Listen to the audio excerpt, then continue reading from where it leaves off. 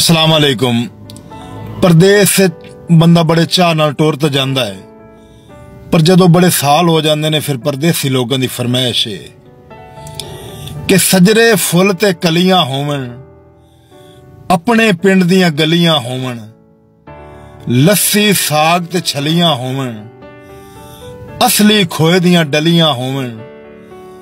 Burger तू उकता बैठे आ, असी किथे आ बैठे आ।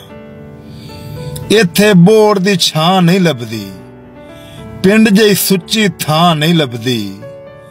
मुद्दत बाद वतन जे जाइए, कईयां नू फिर मां नहीं लभदी। दो थापे चे पा बैठे आ, असी किथे आ बैठे आ। पिछले साल बहाना ला के एक परदेसी घर नू आके, कलियां बहे कबर सिराने, रोया मिट्टी सीने लाके। वो हीरे लोग गवा बैठे आ, असी किथे आ बैठे आ।